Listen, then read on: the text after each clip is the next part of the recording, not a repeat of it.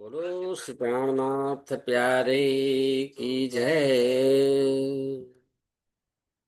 वंदो सतगुरु चरण को, करुत प्रेम प्रणाम। अशुभ हरण मंगल करण धरि देव चंद्र जी नाम। श्री प्राणनाथ निज मूलपति, श्री महराज सुनाम। तेज कुंवर श्यामा युगल को, पल पल करू प्रणाम। धनी जी मारा पल पल करू प्रणाम। उस प्राणनाथ प्यारे की जय। चर्चा प्रारंभ होत है, सुनो साथ चित दई। भजो राज श्यामा श्री प्राणनाथ, सखी जीवनी हमारो। श्री महमत कहे साथ जी, भया चर्चा का वक्त। अब तुम सुनियो चित दे, लाल आगे आए बैठे इन तखत। लाल आगे आए बैठे इन तखत। बोलो श्री प्राणनाथ प्यारे की जय। પૂર્ણ બ્રહ્મ સચ્ચિદાનંદ સ્વરૂપ ધામ ધણી શ્રી અક્ષરાતીત પરમાત્માની અસીમ કૃપાથી, સદગુરુ મહારાજના અપાર આશીર્વાદથી આપણે શ્રી વિતક સાહેબની ચર્ચા કરી રહ્યા છે. તેમાં અગાઉ આપણે જોઈ ગયા કે મહામતી સ્વામી શ્રી પ્રાણનાથજી કામા પહાડીમાં બિરાજમાન છે. મહામતી સ્વામી શ્રી પ્રાણનાથજીના આદેશથી આપણા 12 સુંદર સાથ સંપૂર્ણ સમર્પિત થઈને, સંપૂર્ણ નિડરતાથી ઇમામ મહેદીનો સંદેશો લઈ અને બાદશાહના દરબારમાં પહોંચ્યા છે. બાદશાહના દરબારમાં જે લોકો સાથે એમને ચર્ચા કરવાની છે, એમાં જ્યાં જુઓ ત્યાં વિવિધ પ્રકારના હથિયારથી ત્યાંના સૈનિકો છે, દરબારીઓ છે અને કટ્ટરપંથી મુલ્લા અને મૌલવીઓ, એમને આ વાત સમજાવવાની છે. ત્યારે સિદ્ધરી કહે છે કે તમે જાગરણનું કાર્ય કરવા જઈ રહ્યા છો, પરંતુ ત્યાં તમને દાભ તુલ અર્જ રૂપી જાનવરના લક્ષણો ધરાવતા લોકો મળશે અને તેમની સાથે તમારે યુદ્ધ કરવાનું છે. દાભ તુલ અર્જ એટલે પશુવૃત્તિ ધરાવતા લોકો સામે યુદ્ધ કરવાનું છે. જ્ઞાન યુદ્ધ છે. તેથી ધાર્મિક જાગૃતિ લાવવા માટે અહીંયા જો બહુ સમજવા જેવી બાબત છે કે ધ્યેય શું છે? સારો ધ્યેય છે. એક વિશ્વ ધર્મની સ્થાપના કરવી છે, સંપૂર્ણ માનવનું કલ્યાણ કરવું છે. અને તેથી ધાર્મિક જાગૃતિ લાવવા માટે ક્યારેક જરૂર પડે તો સામાન્ય છલનો પણ ઉપયોગ કરી શકાય. છલ એટલે શું? કે બાદશાહના દરબારમાં આ 12 સુંદર સાથ ગયા હતા, એ હિન્દુ વેશમાં નહોતા ગયા, એ ફકીરી વેશમાં ગયા હતા. એટલે ફકીરી વેશની અંદર તેમને જવું પડ્યું, એ પણ એક છલ કહેવાય. એનો મતલબ એવો નથી કે જૂઠનો સહારો લેવો, ના. જૂઠનો સહારો લેવાનો શ્રીજી કહેતા નથી, પરંતુ વિશ્વના કલ્યાણ માટે આ કાર્ય કરવાનું છે. તેથી જરૂર પડે તો વેશ બદલીને પણ સમજાવવાની વાત કરી છે કે વેશ બદલશો તો પેલા વ્યક્તિ તમને પહેલા બહારથી સ્વીકારશે, તમારી વાત સાંભળશે, તમારી વાત સાંભળશે તો એ તમારી પાસેનું જ્ઞાન એમના મનની અંદર ઉતરશે અને તો જ રૂપાંતરણ શક્ય બનશે. એટલે અહીંયા શ્રીજી કહે છે પરિસ્થિતિ પ્રમાણે પોતાની વિવેક બુદ્ધિથી કાર્ય કરવાનું છે, કોઈ પણ બાબતને જડતાથી પકડી રહેવાનું નથી. તન દિલ દોવ એક તારતમ્યની અંદર શ્રીજી કહે છે કે આ જગતની અંદર પરમધામની આત્માઓ માનું ખેલ જોવા માટે આવી છે. તો એ આત્માઓનું લક્ષણ શું? તો કે આમ આત્માઓ જે છે એ સામાન્ય મનુષ્ય જેવા જ દેખાશે, પરંતુ એમનું મુખ એટલે જે કંઈ બોલે છે તે અને એમનું દિલ બંને સમાન હોય છે. તેમની કથની કરણી રહેણી એમાં એક સૂત્રતા જોવા મળે. જે પોતાના ધનીજી માટે સંપૂર્ણ સમર્પિત છે એ એના લક્ષણો છે. જ્યારે સંસારી લોકોની અંદર ભિન્નતા જોવા મળે છે. એટલે ભાઈ કેવી ભિન્નતા! ક્યારેક તો તમારી અક્કલ ના કામ કરે એવી ભિન્નતા જોવા મળે. શું વિચારે, શું બોલે અને પાછા કંઈક જુદું જ કરતા હોય આ સંસારી લોકો. અને પોતાનો ધર્મનો પણ સ્વીકાર શા માટે કરે? દેવી દેવતાની પૂજા ફક્ત ને ફક્ત પોતાના સ્વાર્થ માટે. નિષ્કામ કર્મ કે સાચો ધર્મ શું છે એની સેજ પણ સમજ હોતી નથી. અહીંયા આગળ વિતક સાહેબમાં બહુ સરસ એક વાત કરી કે જગતની અંદર જુદા જુદા પ્રકારના લોકો હોય. જે અંદરથી જૂઠો છે અને બહાર ખુલ્લે આમ કે છે કે ભાઈ હું જૂઠો છું, એનાથી ભય નથી. તમે ઓળખી ગયા કે ભાઈ જૂઠો માણસ છે, એનાથી દૂર રહો. જે અંદરથી સાચા છે અને બહારથી પણ સાચા એમની રહેણી કરણી છે,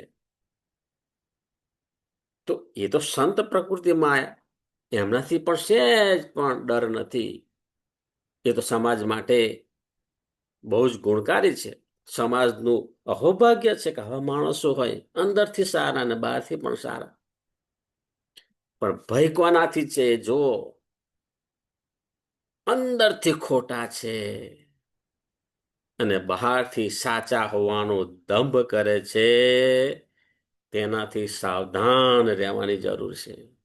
સુંદર સાહેબજી રાષ્ટ્રની સુરક્ષા માટે પણ વિચાર કરીને તો આ બાબત અહીંયા પણ લાગુ પડે છે કે આપણી સેના રાષ્ટ્રના સરહદ ઉપર મુકાબલો કરે છે, જડબા તોડ જવાબ આપે છે.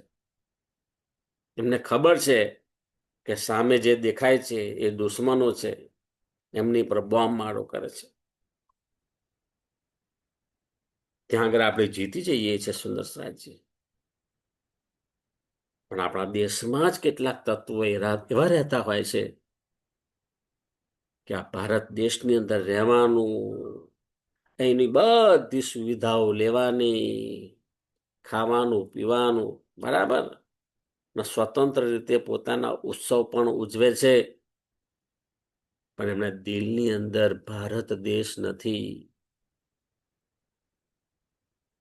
દિલની અંદર જ્યારે પડોશી દેશ રાખીને જીવન જીવતા હોય અને રાષ્ટ્ર વિરોધી કાર્યોમાં રચ્યા પચ્યા રહેતા હોય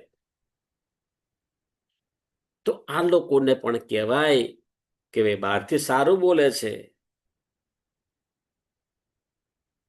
પરંતુ અંદરથી એમનું ટાર્ગેટ નક્કી જ છે, એમાં સહેજ પણ ફેરફાર નથી. હા, આપણે વસુધૈવ કુટુંબકમની વાત કરીએ છીએ અને અંદરથી પણ એવું સ્વીકારીએ છીએ કે આખા જગતનું કલ્યાણ થાય. ભારત દેશમાં રહેતા બધા મારા ભારતીયો છે, એ બધાનું કલ્યાણ થાય. પરંતુ જ્યારે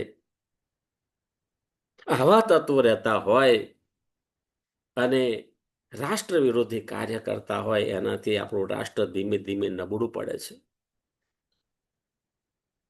અને ક્યારેક આપણે જોઈએ છે કેવી કેવી ઘટનાઓ બને છે અને એ ઘટનાની અંદર સ્થાનિક તત્વોના સહાયથી જ આવી ઘટનાઓ બનતી હોય છે. અને એવા લોકોને ઓળખવાના હોવાની વહેલી તરીકે એમને બિસ્તરા પોટલા પકડાઈ અને અહીંયા આગળથી કોઈ પણ રીતે બહાર મોકલી દેવા જોઈએ.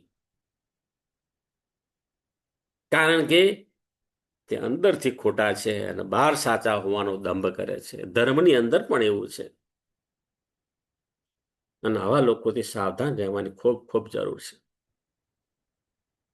વાણીની અંદર કહે છે, જૈસા બાહેર હોત હે જો હોય એસા દિલ, અદખીને પીયું ન્યારા નહીં માહે રહે હિલ.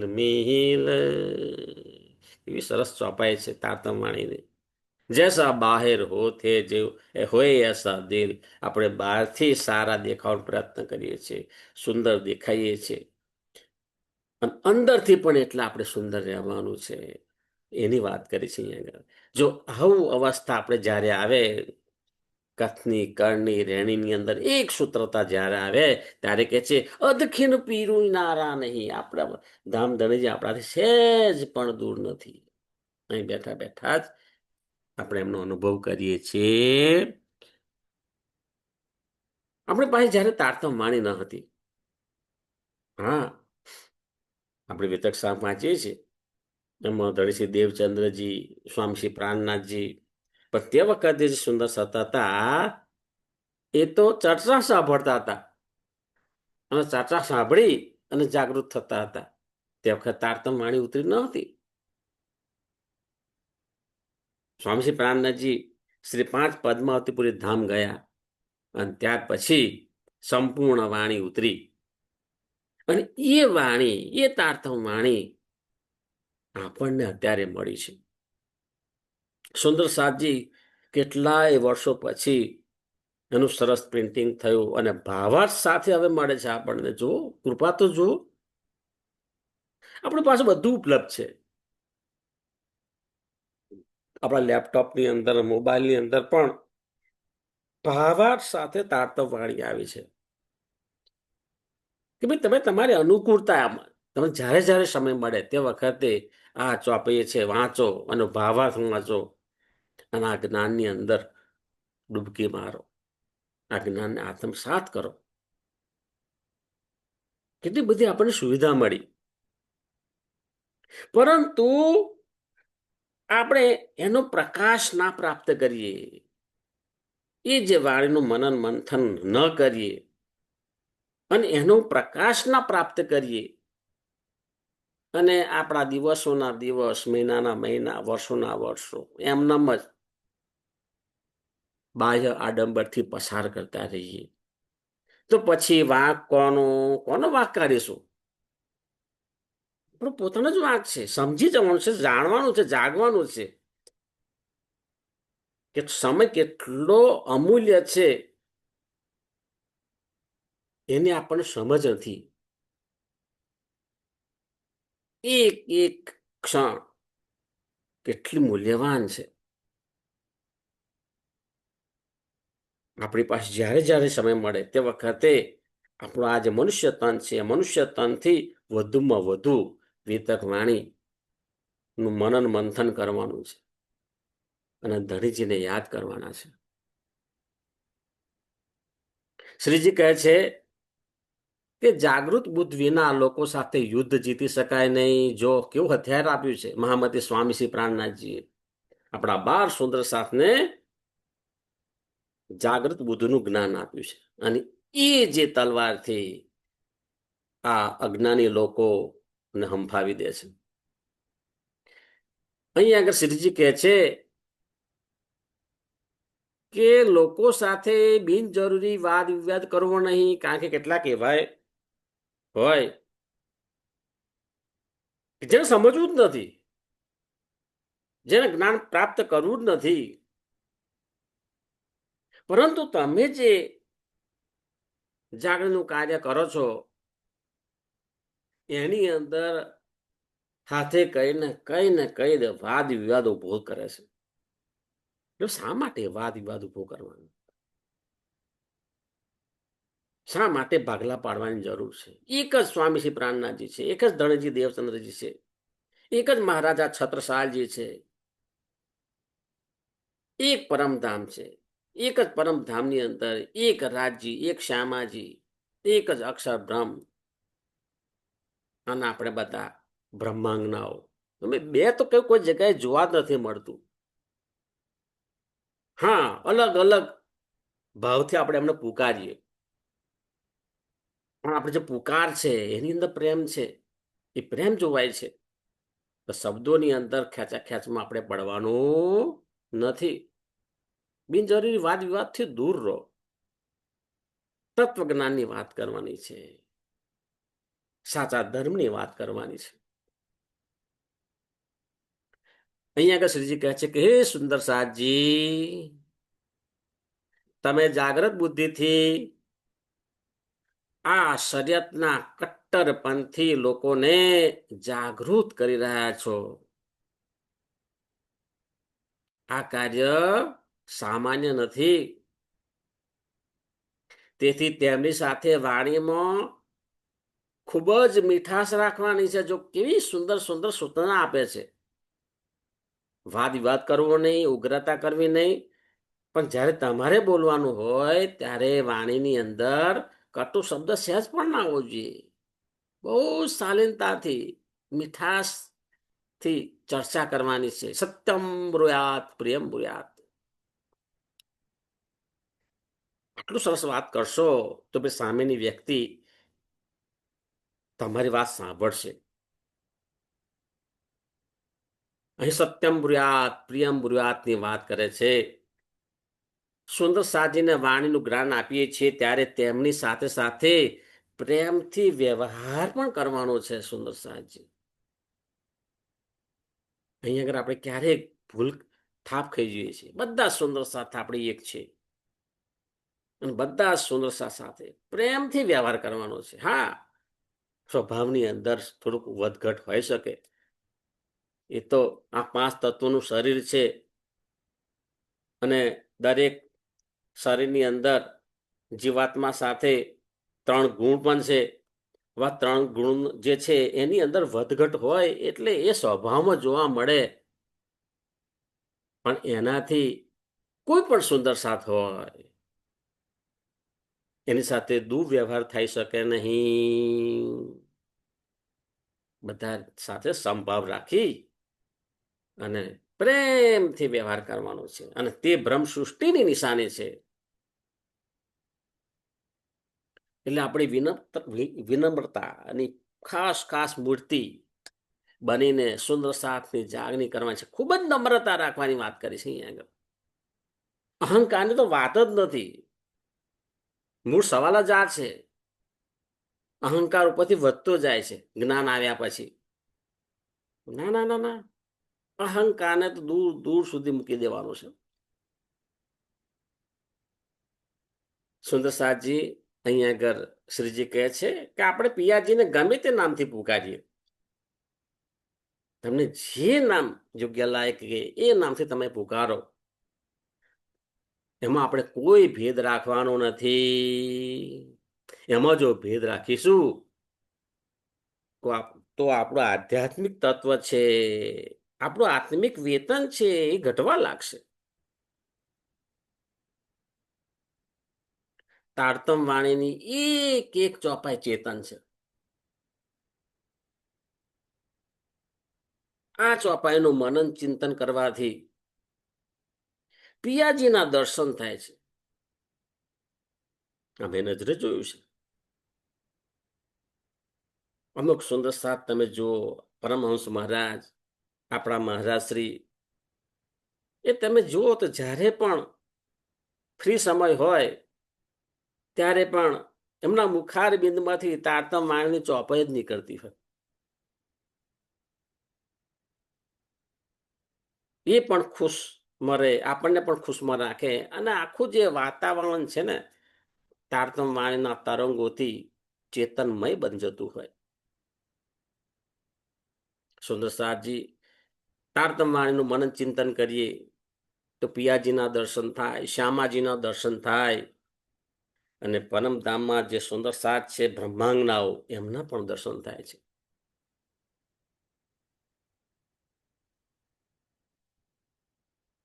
અહીંયા બહુ સુંદર એક વાત કરી કે આપણે મોટે ભાગે એમ કહીએ કે જેવો રાજીનો હુકમ, બરાબર. આપણે મનગમતી વાત હોય ને તે વખત રાજીના હુકમની રાહ જોતા નથી. સેવા પૂજા કરવાની થાય તો કે આપણે જેવો રાજ્યનો હુકમ હશે તો સેવા કરીશું. પારાયણ કરવાનું થાય તો કે જેવો રાજ્યનો હુકમ હશે તો પારાયણ વાંચવા માટે આવીશું. મંદિરે જવાનું થાય તો જેવો રાજ્યનો હુકમ, આજે તો વાતાવરણ આવું છે, રાજ્યનો હુકમ હશે તો દર્શન કરવા જઈશું. પરંતુ અત્યારનો જેવો સરસ સમય હોય, આહા, ઝરમર ઝરમર વરસાદ પડી રહ્યો છે, અને તમને પૂછવામાં આવે કે રસોઈમાં આજે શું બનાવવાનું છે, તે વખતે કહેશે હા આજે બહુ વખત થયો છે, વાતાવરણ પણ એવું સરસ છે, મેથીના ગોટા બનાવો, ડુંગળીના ગોટા બનાવો, એની સાથે સરસ ચટણી બનાવજો. આહા, તે વખતે એવું નથી બોલતા એ રાજ્યનો જેવો હુકમ એ અમે ખાઈશું. ના, ફટ દઈને કહ્યું. એનો મતલબ એમ કે તે વખતે જે આપણને જે ખાવાની કામના છે એની લીધે આપણે કહી દીધું હા અમે કહીએ પ્રમાણે બનાવો. બસ આવી વાત છે. એટલે અહીંયા એમ સમજવાનું કે સંસારની અંદર પ્રત્યેક જે ઘટના હોય છે, પ્રત્યેક વખતે આપણને પસંદગીની તક મળે છે. આપણે કહીએ કે ભાઈ બહુ તકલીફમાં છું, ચારે બાજુથી સમસ્યા છે, પણ સમસ્યા ઊભી કઈ રીતે થઈ? તમે જીવનની અંદર એવી પસંદગી કરી, હાથે કરીને તમે રસ્તો પસંદ કર્યો છે, અને જે રસ્તો તમે પસંદ કર્યો એની અંદર ભગવદ્ ગીતાની અંદર પણ કહ્યું છે કે જેવો રસ્તો તમે પસંદ કરશો એ રીતે ગોળ ચક્કર ખાઈને ફળ તમને મળે. પસંદ શું કરવું, કેવો માર્ગ પસંદ કરવો, એ આપણા હાથની વાત છે. કેટલું સ્પષ્ટ જ્ઞાન છે. આપણે સુંદર સાથે વાણી અને વર્તન ખૂબ જ સરસ રાખવાનું છે, અને જાગણીનું કાર્ય કરવાનું છે. જો એમાં આપણે થાપ ખાઈ જઈશું તો આપણા દિલ ઉપર ભાર વધી જશે. થાય છે ને અનુભવ? હા, શા માટે એવો ભાર લઈને જીવવાનું? હલકું ફૂલ દિલ રાખી અને જીવનમાં જીવવાનું છે, બધાની સાથે પ્રેમથી મળવાનું છે, પ્રેમથી વ્યવહાર કરવાનો છે. અને આ રીતે જીવન જીવતા જીવતા જ આત્મકલ્યાણનો માર્ગ ખુલી જશે. અને શ્રીજી પણ આપણી ઉપર કૃપા વરસાવશે.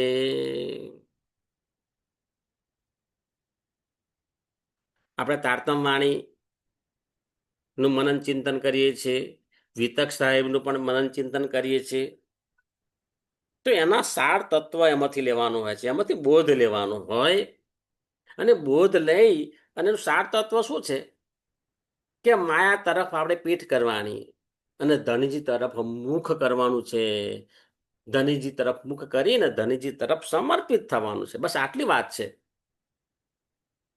અને આમ આપણને મનુષ્ય તન મળ્યું છે એટલે તમને જ્યાંથી પણ જ્ઞાન મળે, જ્ઞાન મેળવવાનું છે.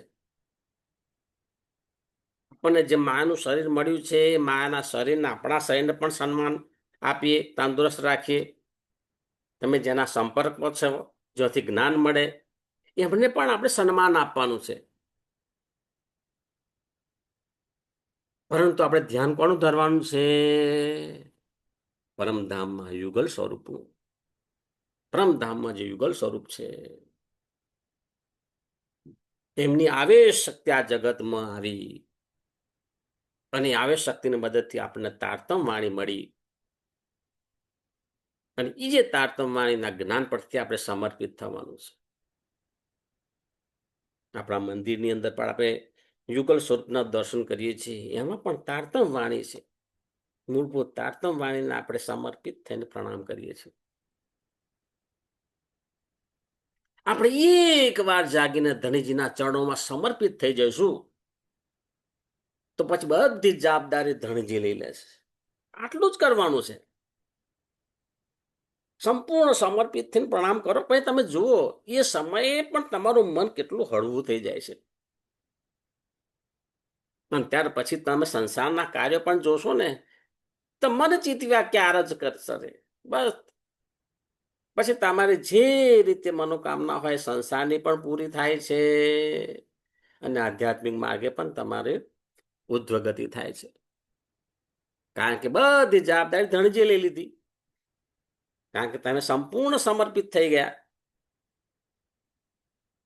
અને ધણીજી ની કૃપા તમારી ઉપર થાય, સદગુરુ મહારાજની કૃપા થાય એટલે અખંડ આનંદનો અનુભવ થાય છે. સુંદર સાજી અનેક જન્મો પછી આપણને આ મનુષ્ય તન મળ્યું છે. આપણને ખબર નથી અગો કયા કયા જન્મોમાંથી આપણે પસાર થયા. સદગુરુ મહારાજની કૃપાથી આપણને મનુષ્ય તન મળ્યું. પરમાત્માની કૃપાથી કે કૃપા દ્રષ્ટિ થઈ અને મનુષ્ય તન મળ્યું. હવે આ મનુષ્ય તન પ્રાપ્ત કર્યા પછી જો જાગ્રત નહીં થઈએ તો ફરીથી પણ 84 લાખ યોનિના અંદર આવા ગમનના ચક્રની અંદર, જન્મ મરણના ચક્રની અંદર ફસાઈ જઈશું. હવે આવા ગમનના ચક્કરમાં જવું નથી. હવે મનુષ્ય તન મળ્યું છે તો માયાનો કાર્ય તો કરવાના જ છે, પણ એની સાથે સાથે આપણા સ્વ સ્વરૂપને ઓળખવાનું છે. પોતાના મૂળ માલિક છે એમને ઓળખવાના છે અને સમર્પિત થવાનું છે. સુંદર સાજી આ સંસારમાં આપણે ક્યારેય એકલાપણાનો અનુભવ કરવાનો નથી. આ બહુ મોટી સમસ્યા છે. અને જે નિવૃત્ત થયેલા સુંદર સાથ છે, 60 વર્ષથી ઉપરના સુંદર સાથ છે, એમાં વધુ જોવા મળે એકલાપણાનો અનુભવ થાય. હવે એકલાપણાનો અનુભવ કરવાનો નથી. જો તમે તમારા શરીરને હું છું એવું માનશો તો તમે આ જીવનની જંગ જે છે ને એ બરોબર લડી શકશો નહીં. સાચો આનંદ પ્રાપ્ત થશે નહીં. અને તમારી અંદર કામ, ક્રોધ, લોભ, મદ, ઈચ્છા, બરાબર, આ બધું ડર, આ બધું ચારે બાજુ તમને આમ ખાવા દોડશે. બહુ મોટી વાત છે આ આધ્યાત્મિક જ્ઞાન ધર્મનો પાયો એના માટે જરૂર છે. તમે એકલા પણ આખો દિવસ તમે ઘરે એકલા છો પણ તમને સહેજ પણ એકલાનો અનુભવ ના થાય. કેમ? તમારી પાસે એ બધી પ્રવૃત્તિ હોય. તમે આધ્યાત્મિક જ્ઞાનની અંદર ડૂબેલા હો તો તમને એમ થાય કે ભાઈ મારી પાસે તો આ દિવસ ક્યાં જાય છે ખબર જ નથી પડતી. શરીર પણ તંદુરસ્ત રાખવાનું છે, મન પણ તંદુરસ્ત રાખવાનું છે, અને આત્મજ્ઞાન સતત પ્રાપ્ત કરવાનું છે. અને એના માટે આ સંસારની અંદર આપણે આવ્યા છીએ, તો આપણે જાગીએ, આપણે સાથે છે એમને પણ જાગાડીએ, અને આનંદની અંદર, આનંદ ઉલ્લાસની અંદર આ જીવન પસાર કરવાનું છે. તો એમાં ક્યારેક આવું બને કે એકલાપણું લાગે છે, ભાઈ નથી એકલાપણુંનો અનુભવ કરવાનો. એવું એટલા માટે થાય છે કે તમે પોતાની આત્મતત્વને ઓળખી શક્યા નથી. આપણા આત્માના ધામ દિલમાં સૂક્ષ્મ રૂપે પરમધામ છે. આપણા આત્માના ધામ દિલની અંદર મૂલ મિલાવા છે, એનો અનુભવ કરવાનો. એમાં યુગલ સ્વરૂપ છે બ્રહ્માંગનાઓ. સુંદર સાથજી, એનું કારણ શું? કે પરમધામની અંદર પરાત્મ છે. બ્રહ્માંગનાઓનું જે નૂરી સ્વરૂપ છે એને પરાત્મ કહીએ છે. અને એમની આત્માઓ આ જગતની અંદર દુઃખરૂપી માયાનો ખેલ જોવા માટે આવી છે. એટલે એમ કહી શકાય કે જે નૂરી સ્વરૂપ પરાત્મ છે એનું બિલકુલ પ્રતિબિંબ આત્મા છે. અને આત્મા છે એ આપણા 5 તત્વના શરીરની અંદર બિરાજમાન છે. એનો મતલબ એમ કે એ જે આત્મ તત્વ છે એના ધામ દિલની અંદર બધું બિરાજમાન છે. બસ ખાલી એનો અનુભવ કરવાનો છે. અને એની સાથે સાથે એ પણ વિચારવાનું છે કે મારી અંદર જેવી સંવેદના છે એવી અન્ય સુંદર સાપના દિલમાં પણ સંવેદના હોય છે. એટલે કોઈ પણ સુંદર સાપનું દિલ દુભાવવું નહીં. સુંદર સાપ જે આટલું સમજી જઈએ ને, તો પણ આપણું આ જીવન એક ઉત્સવ બની જાય છે. અને જીવન ઉત્સવ બનવું જ જોઈએ. શા માટે દિવસ ઉગે અને બિનજરૂરી હાથે કરીને બધી ઉપાધિઓ ઊભી કરવાની? હા, આપણે એવું જ ભોજન લેવાનું જે આપણા શરીરને માફક છે. આપણે હલનચલન રાખો, શરીર તંદુરસ્ત રાખો, મનની અંદર પણ કંઈ ને કંઈ કાર્યની અંદર વ્યસ્ત રાખીએ, તો મન તંદુરસ્ત હોય, શરીર તંદુરસ્ત હોય, અને બધાને આપણે સન્માન આપીએ, બધાને પ્રેમ કરીએ, અને આપણાથી જે કંઈ કાર્ય થાય એ આપણે પરિવાર માટે કરીએ, સમાજ માટે કરીએ, સુંદર સાથ માટે કરીએ, એવો ખાલી ભાવ રાખશો ને તમે, તો કાર્ય પણ થશે અને એક અલૌકિક આનંદનો અનુભવ થશે. અને આ જીવન એક ઉત્સવ લાગશે આપણને. બધું તમારા કાર્યો છે ને ધનજીની કૃપાથી બધા થતા રહેશે. સુંદર સાથજી, અહીં શ્રીજી કહે છે આપણા 12 સુંદર સાથને હજુ એ પોતાની બડી પત્રી છોટી પત્રીથી એમને બોધ આપે છે, એમને પ્રેરક સૂચનો કરે છે. કહે છે કે બાદશાહ તરફથી ફકીરોને જે કંઈ વેતન આપવામાં આવે તે વખતે બાદશાહ હોય એમના નિયમ હોય, એ નિયમ પ્રમાણે જે કંઈ ફકીર એમના દરબારની અંદર આવે એમાં એ જે તે ફકીરને વેતન મળતું હોય છે. તો કે આપણે પણ એ નિયમ પ્રમાણે જે વેતન આપે ને એ લેવામાં મોઢો કઈ નથી, પણ તેનાથી વધારે કંઈ પણ લેવાનું નથી. કેટલી સુંદર વાત કરી છે જો, એટલી સુંદર વાત કરી છે.